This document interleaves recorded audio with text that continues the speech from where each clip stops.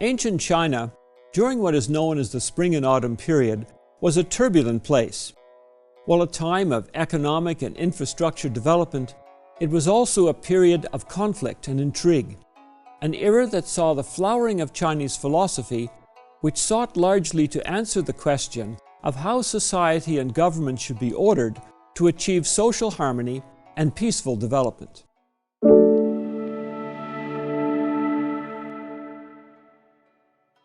During this period, in the town of Qufu, in the state of Lu, now Shandong, a government official named Confucius became well known for his views on social order. Becoming disenchanted with the government of Lu, he resigned. For the remainder of his life, he was devoted to the development of a philosophic system that would show how a true gentleman should conduct himself and how one in the position of governance should rule. Confucius made a statement that should loudly resonate with those who find themselves in positions of authority today. Consideration for others is the basis of a good life, a good society.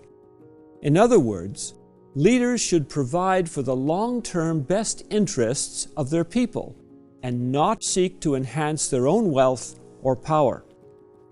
But how should people react if their government doesn't follow this advice, or if they disagree with the approach of those in power? This is a serious question, engendering various possible answers. Many would say demonstrate, protest, and participate in civil disobedience. But what is the right way?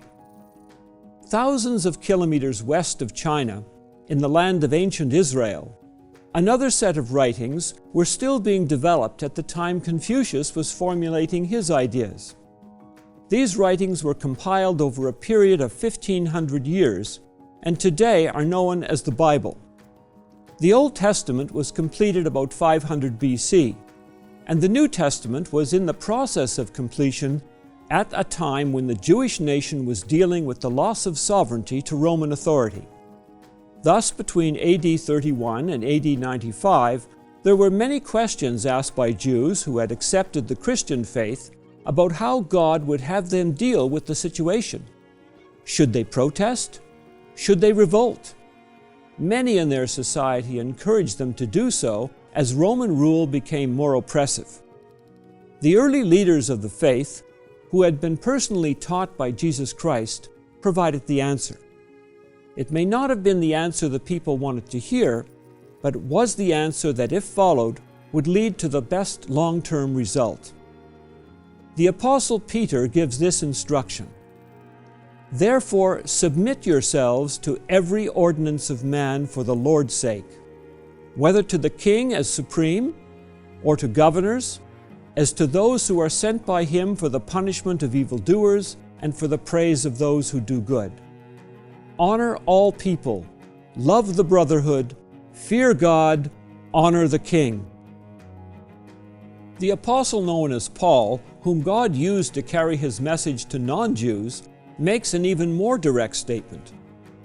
"Therefore I exhort first of all that supplications, prayers, intercessions, and giving of thanks be made for all men, for kings and all who are in authority, that we may lead a quiet and peaceable life in all godliness and reverence."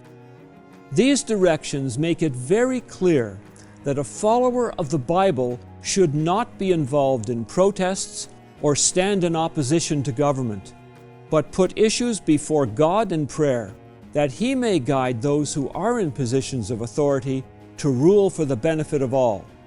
We are to pray that rulers will be given wisdom to allow us to live a peaceful and prosperous life. It is our personal responsibility to be hardworking, productive, and law-abiding citizens, which, if we do, we will grow in favor with God and man.